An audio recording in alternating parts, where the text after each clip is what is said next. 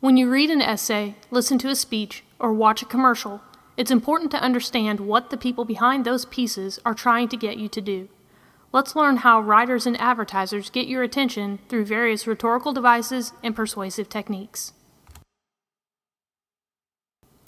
Aristotle was the first to determine the three modes of persuasion used to appeal to audiences. He identified these as logos, ethos, and pathos. Let's look at each one more closely. Logos is the appeal to logic. Writers may use examples, facts, and statistics to support their argument in order to appeal to their reader's sense of logic or reason.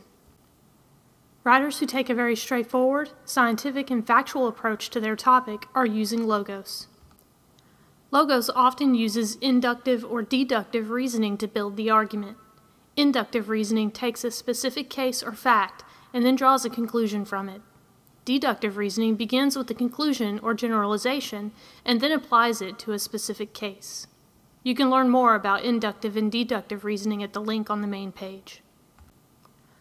When an author or speaker uses ethos, he's attempting to establish credibility. He wants the audience to see him as an authority or expert on the topic. For example, if you wanted to write an article about football, you would be sure to include quotes from a football coach because he would add credibility to your story. Authors and speakers use ethos to influence the audience's sense of right and wrong.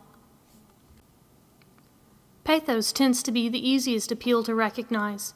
Anytime a writer or speaker appeals to your sense of emotion, he is using pathos.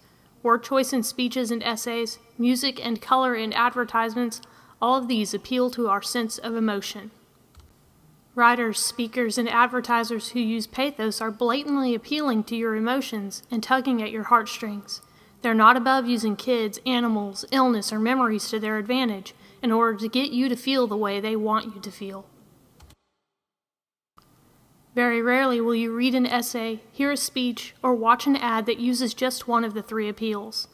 Often, more than one appeal is in play, a combination of logos and pathos, or ethos and pathos, or logos and ethos, or all three. In addition to the three appeals we just learned, writers will employ any number of rhetorical devices to make their points. This list certainly isn't complete, but they're the most common devices. A rhetorical question is a question a writer or speaker asks without intending to receive an answer. It's a way for the speaker to get the audience involved in his speech. In the example, the speaker expects his audience to think no in response to his question, maybe encouraging them to become more involved in financing the school. Alliteration is the repetition of consonant letters at the beginning of words. The C's in callous, calculating, and cruelty. Imagery is descriptive language that appeals to the senses, sight, hearing, taste, touch, and smell. Imagery can be presented in the form of figurative language like metaphor, simile, and personification.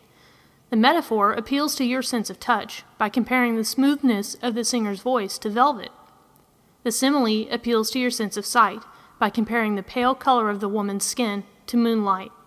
The personification appeals to your sense of sound by comparing the noise of the car to a groan, a sound only a human can make. Parallel structure involves structuring phrases or clauses similarly for emphasis. In the example, the clauses that he would present his product at the meeting, that there would be time for him to show his slide presentation, and that the prospective buyers would ask him questions are parallel. While some of the words, that and would, are repeated, parallelism looks instead at the repetition in the structure. The rule of three, similar to parallelism, involves listing three things for balance and emphasis. Speakers love to use this because it helps them with memorization. This is a great example of repetition, and it also uses the rule of three. Churchill repeats the phrase, "we shall," at the introduction of each sentence to emphasize how important their mission is. Hyperbole is an extreme exaggeration. In the example, it would be silly to think that the entire school would hold its breath while waiting for one person to make a decision. An allusion is a short, informal reference to a famous person, place, or event. The allusion to Scrooge in the example helps us understand that Christy isn't greedy and stingy like the character in A Christmas Carol. In addition to the previous rhetorical devices, advertising employs other methods of persuasion. Bandwagon implies that everyone is doing it, so you should join in. You'll see the bandwagon technique in ads for the newest technology. When a commercial mentions how many customers the product has, the bandwagon technique is in action. Cart stacking shows only the positive side of a product or service and ignores the negative aspects. You'll see this in some ads for prescriptions. Also, if a snack product is high in sugar, the ad might focus on the fact that it's low in fat to appeal to those consumers. An ad with glittering generalities uses strongly positive words and phrases to make you feel good about the product. Using a certain soap will make you feel more alive and refreshed. Driving a certain car will make you feel like you belong to a certain group. Magic ingredients involves the suggestion that a miraculous discovery makes a product effective and better. All of the different products geared toward weight loss fall into this category. Name-calling is especially prominent in political advertising. One candidate will point out all of the negative aspects of the other candidate in order to promote himself.